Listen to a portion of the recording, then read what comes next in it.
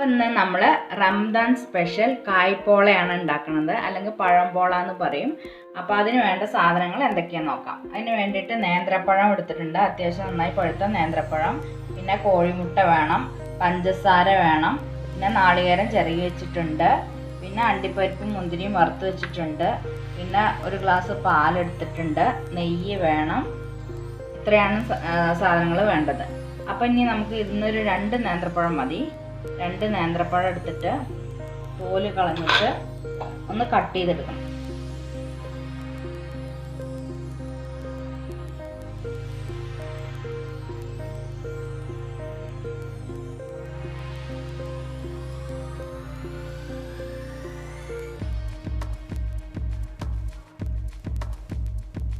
നാലാക്കി cut ചെയ്യാം.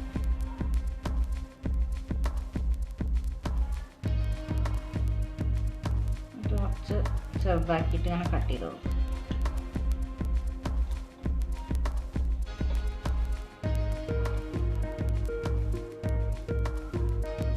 ഇത് കുറച്ച് അത്യാവശ്യം വലിയ പഴമാണ്, അതുകൊണ്ട് 2 എണ്ണം എടുത്ത്, ഇല്ലെങ്കിൽ 3, ചെറുതാണെങ്കിൽ 3 എണ്ണം എടുക്കണം. പിന്നെ നേന്ത്രപ്പഴം കൊണ്ട് തന്നെ ഉണ്ടാക്കിയാലേ ടേസ്റ്റ് ഉണ്ടാവുള്ളൂ.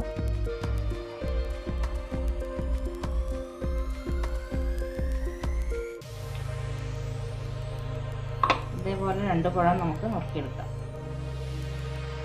നമ്മൾ കായ്പോള ഉണ്ടാക്കിയിട്ട് അതിൻ്റെ മുകളിൽ ഇടാൻ വേണ്ടിയിട്ട് ഫ്രൈ ചെയ്തെടുക്കുന്നതാണ്. 2 സൈഡും ഒന്ന് ഫ്രൈ ആക്കിയെടുക്കാം.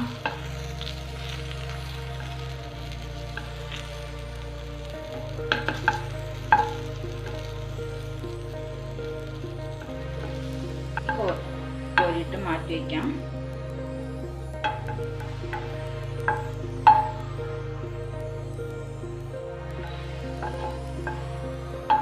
ഇതിലേക്ക്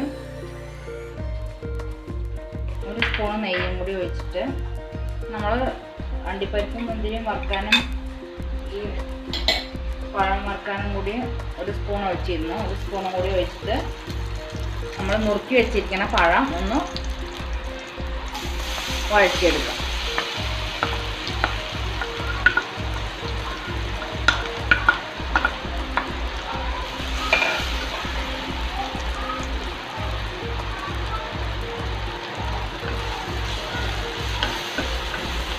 ഒന്ന് കളറ് മാറുന്നവരെ ഒന്ന് വഴറ്റിയെടുക്കണം.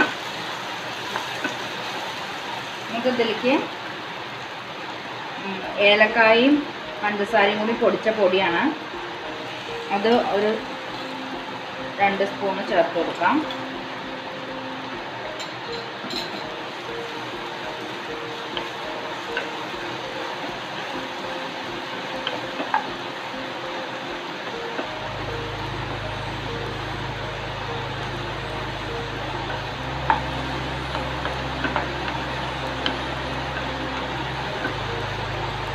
സ്പൂൺ പഞ്ചസാര ഇട്ടിടുന്നുണ്ട്.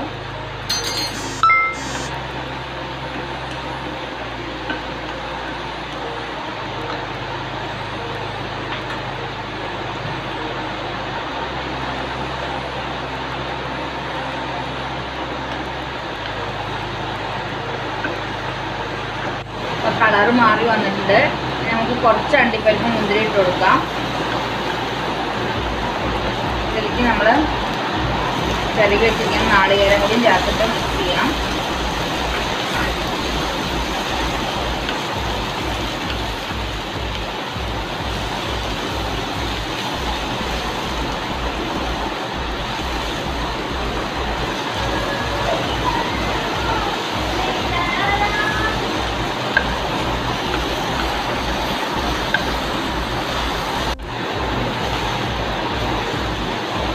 ഇത് നന്നായിട്ട് വഴറ്റിയെടുത്തിട്ടുണ്ട്. ഇനി നമുക്ക് ഇത് ഫ്ലെയിം ഓഫ് ചെയ്തിട്ട് ഇത് തണുക്കാനായിട്ട് മാറ്റി വയ്ക്കാം. ഇത് തണുത്ത് വരുന്ന സമയം കൊണ്ട് നമുക്ക് ഒരു മുട്ടയും കൊണ്ടൊരു മിക്സ് ഉണ്ടാക്കാം. അതുണ്ടാക്കി വയ്ക്കാം. അതിലേക്ക് വേണ്ടിയിട്ട് ഞാൻ 3 മുട്ടയാണ് എടുക്കുന്നത്. ഇത് പഞ്ചസാരയും ഏലക്കയും കൂടി പൊടിച്ച പൊടിയാണത്. അത് 2 ടീസ്പൂൺ ഉണ്ടാവും. അതിലേക്ക് നമുക്ക് മുട്ട പൊടിച്ചൊഴിക്കാം. ഏലക്കപ്പൊടി ഇട്ടിട്ടുണ്ടെങ്കിൽ മുട്ടയുടെ സ്മെല്ലൊന്നും ഉണ്ടാവില്ല.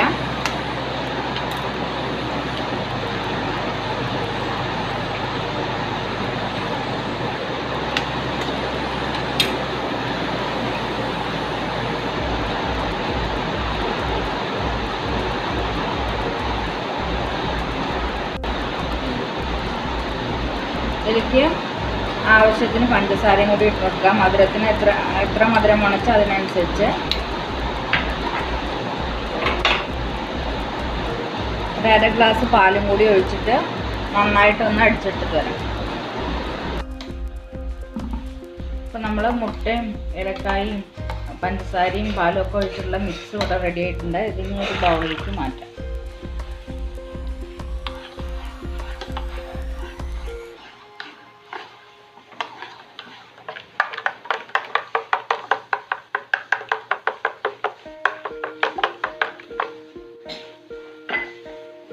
പഴവും തേങ്ങയും പഞ്ചസാരയൊക്കെ വഴറ്റിയതും കൂടി ഇതിലേക്ക് ചേർത്ത് കൊടുക്കും.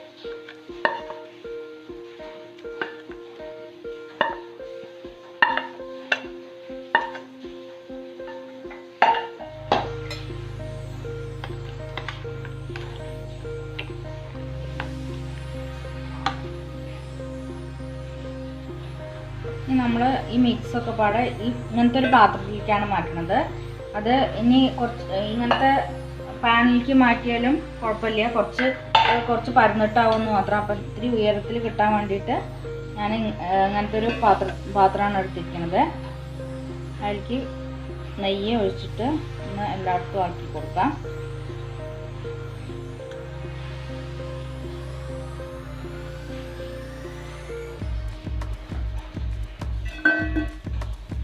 പാത്രത്തിൻ്റെ 4 പുറമൊക്കെ ഒന്ന് നെയ്യ് സ്പ്രെഡ് ചെയ്ത് കൊടുക്കാം.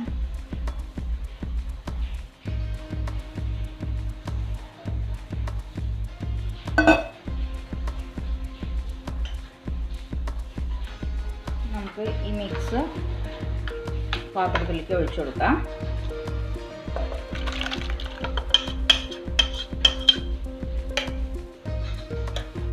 ഒരു ദോശച്ചട്ടി അടുപ്പത്ത് വെച്ചിട്ടുണ്ട്. അതിൻ്റെ മുകളിലേക്കാണ് ഈ മിക്സ് ഒഴിച്ച പാത്രം വയ്ക്കുന്നത്. ഡയറക്റ്റായിട്ട് വെക്കുമ്പോൾ പെട്ടെന്ന് അടി കരിയുള്ളൂ. അപ്പോൾ ഇതേപോലെ ഒരു ചട്ടി എന്തെങ്കിലും വെച്ചിട്ട് അതിൻ്റെ മുകളിൽ വെച്ചിട്ട് നമുക്കിത് വേവിച്ചെടുക്കാം. ഇതൊരു പകുതി വേവാകുമ്പോൾ നമുക്ക് അതിലേക്ക് അണ്ടിപ്പരിപ്പും മുന്തിരിയൊക്കെ മുകളിലിട്ട് കൊടുക്കാം. ഇപ്പം തന്നെ ഇട്ട് കൊടുത്താൽ ഒക്കെ താണു പോകുള്ളൂ. നമ്മൾ 2 സൈഡും വേവാൻ വേണ്ടിയിട്ട് വേറൊരു പാനിലേക്ക് തിരിച്ചിട്ടിട്ടുണ്ട്.